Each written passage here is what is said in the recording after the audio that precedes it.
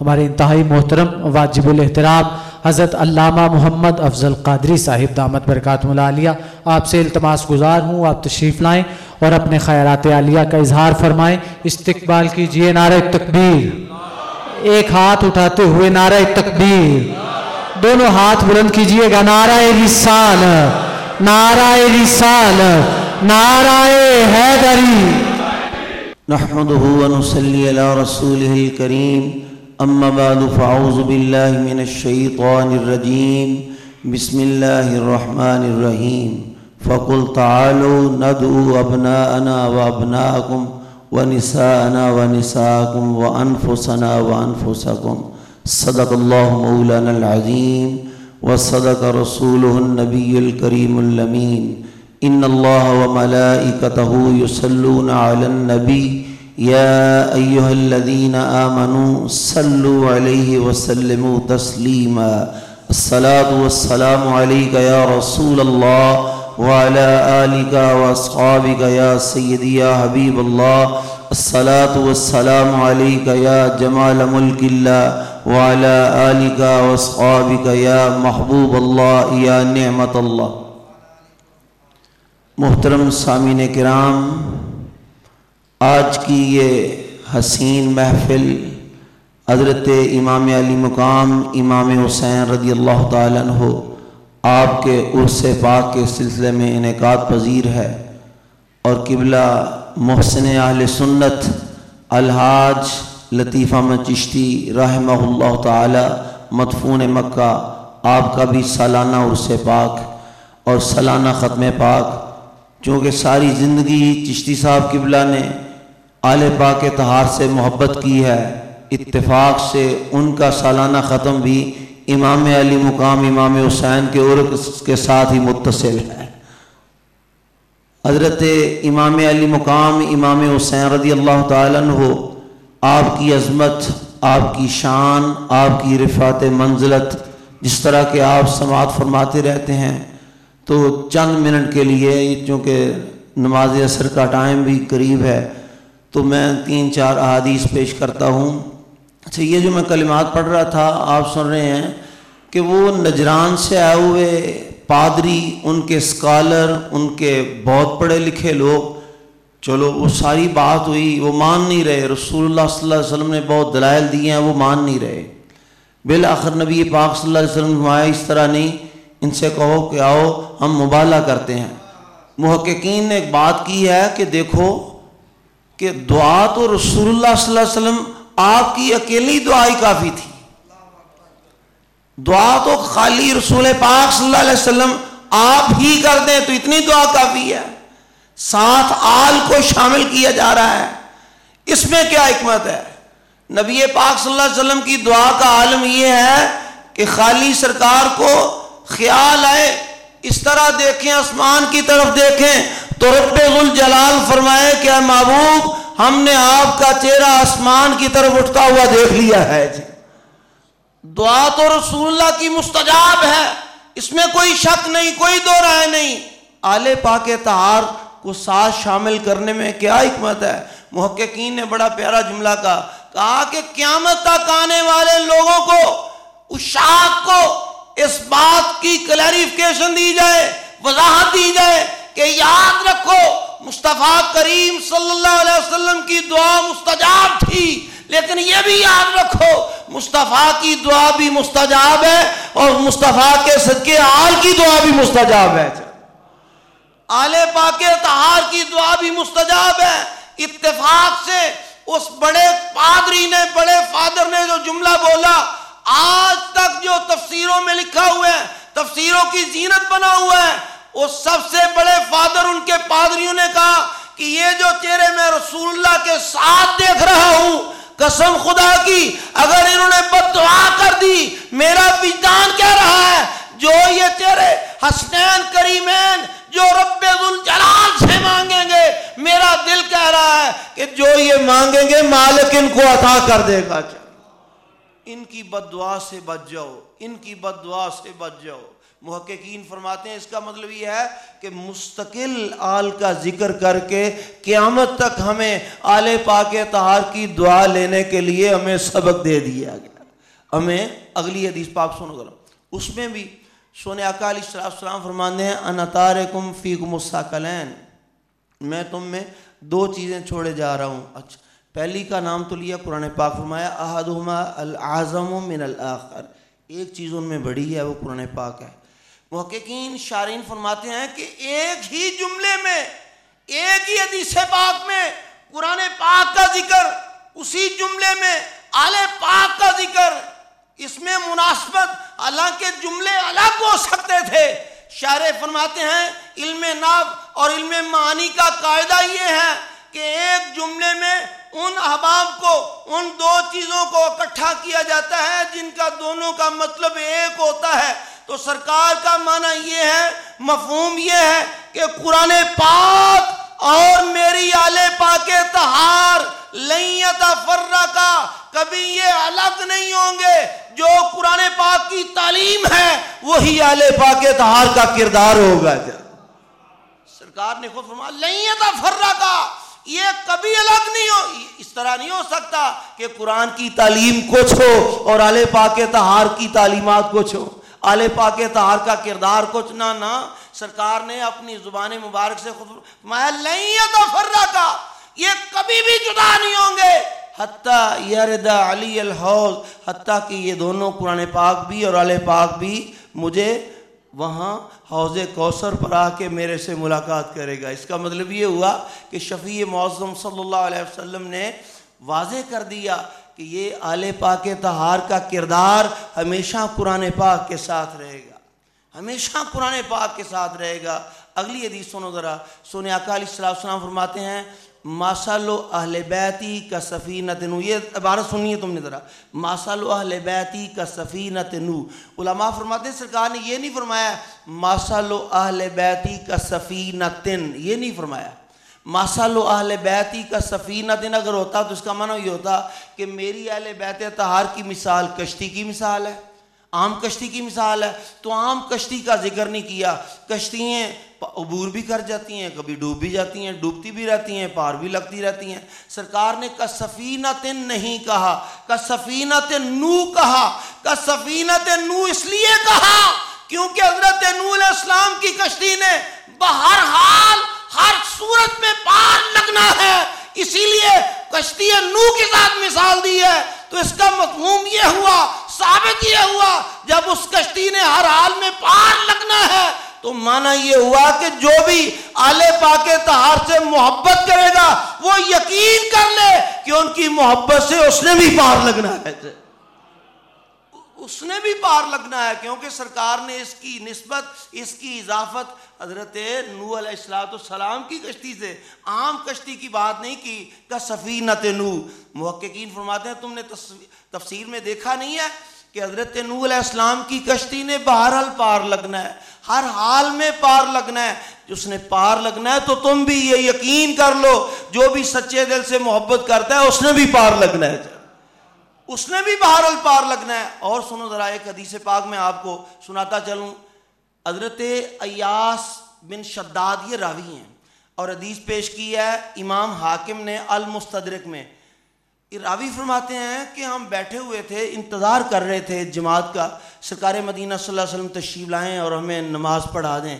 سرکار تشریف لائے ہیں، جا نبی صلی اللہ علیہ وسلم، سرکار تشریف لائے ہیں بے سبی، ایک بچے کے ساتھ، سرکار نے ایک بچہ اٹھایا ہوا ہے۔ جب تشریف لائے ہیں تو آ کر سرکار نے وضعہ عند رجلہ الیمنی، اپنے دائیں طرف اس بچے کو بٹھا دیا۔ سرکار نے جماعت شروع کر دی ہے۔ جب جماعت شروع کر دی ہے تو سرکار نے سجدہ بہت لمبا کیا۔ حدیث کی عبارت اس طرح ہے فَسَجَدَ سَجْدَةً طَوِيلَةً أَتَى لَهَا لَمْ يُطَوِّلْ، سرکار مدینہ صلی اللہ علیہ وسلم نے بہت لمبا سجدہ کیا۔ نماز مکمل ہونے کے بعد صحابہ نے کمال ادب سے عرض کیا یا رسول اللہ صلی اللہ علیہ وسلم امرتا بہی، یا رسول اللہ پہلے ابھی آپ نے سجدہ اتنا لمبا نہیں فرمایا کبھی بھی، کیا آپ کو اس کا حکم ملا ہے؟ کیا اس کا حکم ملا آپ کو؟ یا او کان یوحا الیکا، یا عین سجدے کے دوران آپ پر وحی تو نہیں آ رہی تھی، یہ تو نہیں تھا۔ آگے سرکار نے کیا جواب دیا؟ سرکار فرماتے ہیں کل ذالک لم یکن، یہ کوئی بات نہیں تھی، نہ حکم ملا تھا اور نہ سجدے کے درمیان وہی آ رہی تھی، یہ نہیں تھا۔ پھر کیا تھا؟ یا رسول اللہ صلی اللہ علیہ وسلم سرکار فرماتے ہیں اذا سجدت ارتحلنی ھذا ابنی، اذا سجدت ارتحلنی ھذا ابنی، جب میں سجدہ کر رہا تھا تو میرا یہ بچہ میری پیٹھ پر سوار ہو گیا۔ کہتے ہیں کہ وہ حضرت امام حسین تھے۔ یہ میں حدیث پیش کر رہا ہوں تمہیں مستدرک شریف کی، یہ عبارت بالکل بیان نہیں ہے۔ سرکار فرماتے ہیں جب میں سجدہ کر رہا تھا تو یہ میرا بیٹا میری پیٹھ پر سوار ہو گیا۔ آگے جملہ جو سرکار نے فرمایا لم آجل ہو، پھر میں نے جلدی نہیں کی۔ سرکار فرماتے ہیں میں نے نماز کو نفلوں کی نماز نہیں ہے، سرکار کو اکیلے نماز نہیں پڑھ رہے، نماز اکیلے رات کے وقت نوافل نہیں، نماز فرضوں کی ہو رہی ہے، نماز فرائض کی ہے، اور وہ جماعت کر رہے ہیں، پیچھے بہت سے مقتدی ہیں، آپ کی اقتداء میں کھڑے ہیں۔ تو سرکار فرماتے ہیں لم آجل ہو، جب یہ میرے بیٹے نے میرے پر سواری کیا میں نے پھر جلدی نہیں کی، میں نے کیا کیا؟ حتی یقضی حاجتہ، میں نے کہا جب یہ اپنی مرضی سے اترے گا پھر میں ساتھ سجدے سے اٹھاؤں گا، میں اتنی دیر تک سجدہ لمبا کرتا چلا جاؤں گا۔ امام الانبیاء صلی اللہ علیہ وسلم نماز کی اہمیت کو بھی سرکار ہم سب سے زیادہ جانتے ہیں، سجدے کی اہمیت کو بھی سب سے زیادہ جانتے ہیں، اس کے باوجود قیامت تک آنے والے مسلمانوں کو یہ بتا دیا کہ نماز کی اہمیت بڑی اہمیت ہے، لیکن یہ یاد رکھنا رسول پاک صلی اللہ علیہ وسلم کے دل میں حسین کی بھی اس قدر محبت ہے۔ یہ تم نے جملہ نہیں سنا، سرکار فرماتے ہیں لم آجل ہو حتی یقضی حاجتہ، ترجمہ کریں تو اس کا معنی یہ ہوتا ہے میں نے جلدی نہیں کی، جب یہ اپنی مرضی سے اترے گا پھر میں سجدے سے سر اٹھاؤں گا۔ ٹائم کافی ہو گیا، قبلہ چشتی صاحب کے عرس کے حوالے سے، عرس میں ہم کیا کرتے ہیں؟ ابھی دعا ہی کرتے ہیں نا، ختم پاک میں دعا کرتے ہیں۔ سنو حدیث پاک، حضرت جناب عمر فاروق رضی اللہ تعالیٰ عنہ بارگاہ رسالت میں حاضر ہوئے تو آ کر عرض کرتے ہیں یا رسول اللہ، حدیث کے کلمات اس طرح استاذن عمر النبی صلی اللہ علیہ وسلم للعمرہ، آ کر عرض کیا یا رسول اگر اجازت ہو تو میں عمرہ کرنے چلا جاؤں مکہ شریف میں۔ اگر حدیث پیش کی امام ابو داؤد نے، ابن ماجہ نے اور امام بیہقی رحمۃ اللہ علیہ، اگر اجازت ہو یا رسول اللہ میں عمرہ کرنے چلا جاؤں، تو وہاں سرکار نے فرمایا فاذن لہ النبی صلی اللہ علیہ وسلم للعمرہ، سرکار نے عمرے کی اجازت فرما دی، ٹھیک ہے چلو ٹھیک ہے چلے جاؤ آپ کو اجازت ہے۔ تو آگے سرکار حضرت عمر فاروق کو جملہ کیا ارشاد فرماتے ہیں، یہ سننا ذرا۔ رسول اللہ امام الانبیاء ہیں، آپ امام الانبیاء، محبوب کبریا، محبوب کائنات، اور حضرت فاروق اعظم آپ کے امتی ہیں، آپ کے محب ہیں، اور سرکار انہیں جملہ کیا ارشاد فرما رہے ہیں؟ سرکار فرماتے ہیں اشرکنا فی دعائے صالح کا، اے عمر دیکھنا وہاں اپنی اچھی دعاؤں میں ہمیں بھی شامل رکھنا ہے، اپنی اچھی دعاؤں میں۔ اس کا مطلب حالانکہ رسول اللہ سرکار تو محتاج نہیں ہے، سرکار تو ہماری دعاؤں کے محتاج نہ، تعلیم امت کے لیے قیامت تک آنے والے مسلمانوں کو یہ تعلیم فرما دی، یاد رکھو کہ دعا کرنا کسی کے لیے اور دعا لینا سنت مصطفیٰ ہے، یہ سنت مصطفیٰ ہے۔ فرمایا کہ وہاں اپنی اچھی دعاؤں میں شامل رکھنا، ہمیں شامل رکھنا۔ دوسری حدیث پاک میں کیا لفظ فرمایا؟ لا یا عمر لا تنسانا من الدعاء کا، اے عمر دیکھنا ہمیں بھول نہ جانا، اے عمر اپنی دعاؤں میں ہمیں بھول نہ جانا۔ رسول پاک صلی اللہ علیہ وسلم تو حضرت قبلہ چشتی صاحب کا یہ عرس میں ہم کیا کرتے ہیں؟ بھئی آؤ سبھی دوست باوضو ہو کر اکٹھے ہو کر دعائیں کریں۔ تو دعا کرنا اور دعا لینا، یہ کوئی آدمی اس میں متردد نہ رہے، اس میں کوئی رائے اپنی خراب متزلزل نہ کرے، یہ سنت مصطفیٰ ہے۔ پیارے آقا علیہ الصلوۃ والسلام فرماتے ہیں کہ تم میرے لیے دعا کرنا، اور حضرت فاروق اعظم رضی اللہ تعالیٰ عنہ آگے سے یہ نہیں کہا کہ یا رسول اللہ میں آپ کے لیے دعا کروں، نہیں، بسط اداب عرض کیا یا رسول اللہ میں انشاءاللہ آپ کے لیے دعا کروں گا، میں آپ کے لیے اس کا مطلب یہ نہیں ہے کہ کسی اللہ کے ولی کے لیے، کسی برگزیدہ شخصیت کے لیے دعا نہیں کرنا. یہاں سے یہ ثابت ہو گیا کسی برگزیدہ شخصیت کے لیے، کسی ولی کامل کے لیے جس طرح ہم عرس میں دعا کرتے ہیں، تو یہ کوئی نئی بات نہیں، سنت مصطفیٰ ہے. سنت مصطفیٰ. ایک میں حدیث پاک اور آپ کی نظر کرتا چلوں، یہ ابن ماجہ، امام ابن ماجہ رحمہ اللہ تعالیٰ نے آپ نے پیش کیا ہے. صحابی فرماتے ہیں کہ سرکار نے ایک دن ایک بندے کا، ایک اپنے امتی کی نماز جنازہ پڑھنے کے بعد صحابہ کو متوجہ فرمایا بھائی اس طرح کرو، استغفروا لاخیکم، استغفروا لاخیکم.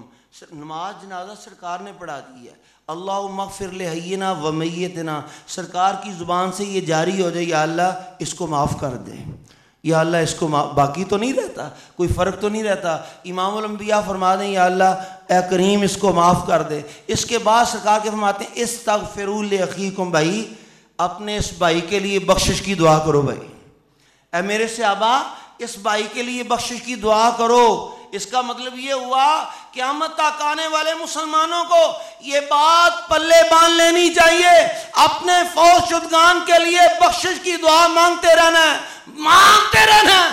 یہی سنت مصطفیٰ ہے، یہی تعلیم مصطفیٰ ہے. آگے ذرا اگلے جملے سنتے جاؤ. سرکار فرماتے ہیں وَاسْأَلُوا لَهُ التَّثْبِيتَ وَاسْأَلُوا لَهُ التَّثْبِيتَ. بھائی اس اپنے بھائی کے لیے ثابت قدمی کی دعا کرو، ثابت قدمی کی دعا کرو. کیوں؟ فَإِنَّهُ الْآنِ يُسْأَلُ، کیونکہ ابھی اس سے سوال کیا جائے گا، ابھی اس سے سوال کیا جانا ہے. تو ایسے کرو بھائی اس کے لیے دعا کرو، اللہ کریم اس کو امتحان میں ثابت قدم رکھے. تو قبلہ چشتی صاحب رحمہ اللہ تعالی، آپ نے یہ آپ کے کام اہل سنت و جماعت کی خدمت میں میرا خیال ہے گنوانے شروع کر دیں تو اس کی لسٹ بہت لمبی ہے. الحمدللہ الحمدللہ. میں نے تو چشتی صاحب کو بہت قریب سے دیکھا ہے کہ ان میں سے ایک بات میں آپ کو ذرا آپ کی نظر کرتا چلوں. تحدیث نعمت کے لیے ہم جامعہ نظامیہ گئے تو میرا خیال تھا کہ یہ بہت سے جید علماء ماشاءاللہ، چشتی صاحب بڑی محبت سے ان کے لیے تحفے لائے ہیں، بڑی محبت سے، اور تحفہ بھی کمال تحفے. بھائی میرا خیال ہے کہ آپ کے ذہن میں بھی نہ آئے کہ جو تحفے علماء کے لیے یہاں سے پیش تیار کر کے لے گئے، وہ پشاور سے فیصل آباد سے چیزیں منگوا کر علماء کے لیے تحفے کا اتنا اتنا پیکٹ بنا کر. میرا خیال تھا کہ یہ جید علماء چشتی صاحب ان سے کہیں گے یہ بھائی میرے لیے دعا کرنا. تو میں نے دیکھا کہ وہ سبھی علماء قبلہ علامہ محدث اعظم پاکستان کے شاگرد قبلہ مفتی عبدالقیوم ازہروی رحمۃ اللہ علیہ، استاد الاساتذہ علامہ عبدالحکیم شرف قادری صاحب رحمۃ اللہ علیہ، اس طرح کے اس کیلیبر کے علماء استاد الاساتذہ ہاتھ باندھ کر بڑی لجاجت سے کہہ رہے ہیں، بھائی صاحب آپ کی مہربانی، آپ تشریف لائے ہیں، ہماری بخشش کے لیے بھی دعا کر دینا، ہمارے بچوں کے لیے بھی دعا کر دینا. یہ دعا بڑی لجاجت سے، بڑی چشتی صاحب آپ تشریف لائے ہیں، ہماری مفتی صاحب قبلہ استاد الاساتذہ قبلہ علامہ عبدالحکیم شرف صاحب، بڑی چشتی صاحب آپ تشریف لائے ہیں. تو میں نے آپ سے بات کرنی تھی، حضور میری آخرت کے لیے دعا فرما دینا، میری ثابت قدمیت کے لیے دعا کر دینا. اللہ تبارک و تعالی چشتی صاحب کے درجات امام حسین کا صدقہ بلند فرمائے، اور قبلہ حاجی صاحب امجد صاحب کی والدہ محترمہ کو بھی اللہ تعالی جنت الفردوس میں اعلیٰ مقام عطا فرمائے. وما علیہ الا البلاغ. اللہم صلی علی سیدنا مولانا محمد وعلى آل سيدنا مولانا محمد بعدد كل ذرة 100,000 ألف مرة وبارك وسلم وصل عليه. ربنا ظلمنا أنفسنا وإن لم تغفر لنا وترحمنا لنكونن من الخاسرين. ربنا آتنا في الدنيا حسنة وفي الآخرة حسنة وقنا عذاب النار. یا عزیز و یا غفار یا رب العالمین. یا مولا کریم یہ محفل اپنی بارگاہ میں قبول و منظور فرما. یا مولا کریم یہ محفل اپنی بارگاہ میں شرف قبولیت عطا فرما. اس کا ثواب بارگاہ رسالت مآب میں بادب پیش کرتے ہیں، قبول و منظور فرما. سرکار کے توسل سے تمام انبیاء کرام علیہ السلام کی بارگاہ میں پیش کرتے ہیں، قبول و منظور فرما. بالخصوص سرکار کی آل پاک طہار کے تمام نفوس قدسیہ کی ارواح کو ایصال کرتے ہیں، قبول و منظور فرما. سرکار کے چارے یار خلفائے راشدین المہدیین، صحابہ، تابع، تبع تابعین، مجتہدین، مفسرین، محدثین، سب کی ارواح کو ایصال کرتے ہیں، قبول و منظور فرما. تمام سلاسل کے بزرگان دین، سہروردیہ، چشتیہ، قادریہ، نظامیہ، نشائیہ، نقشبندیہ کے اصاغر، اکابر، متقدمین، متاخرین، سب کے ارواح کو ایصال کرتے ہیں، قبول و منظور فرما۔ حضرت امام علی مقام کا صدقہ، حضرت مولا علی شیر خدا کا صدقہ، بی بی حضرت فاطمہ الزہرا کا صدقہ، نبی پاک صلی اللہ علیہ وسلم کا صدقہ، حضرت قبلہ چشتی صاحب کی روح کو ایصال کرتے ہیں، قبول و منظور فرما۔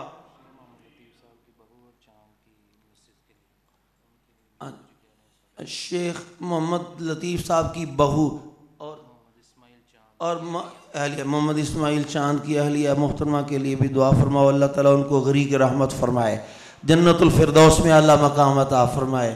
اپنے کرم سے اس پاکیزہ محفل میں یا اللہ اس بچی کو، اس بہنا کو اللہ تعالیٰ جنت الفردوس میں غریق رحمت فرمائے۔ یا مولا کریم چشتی صاحب کے درجات بلند فرما، اے کریم چشتی صاحب کے درجات اور بلند فرما، قبلہ حاجی صاحب کی والدہ مرحومہ کو بھی درجات بلند فرما۔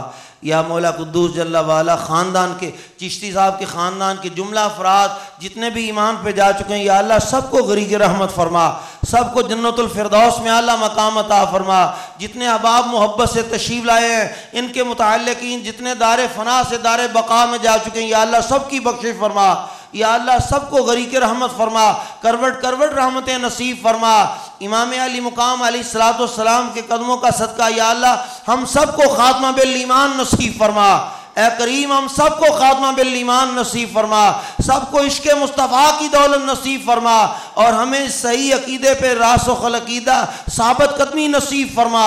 وصلی اللہ تعالی علی النبی الکریم الامین علیہ وعلی آلہ وصحبہ اجمعین برحمتک یا ارحم الراحمین۔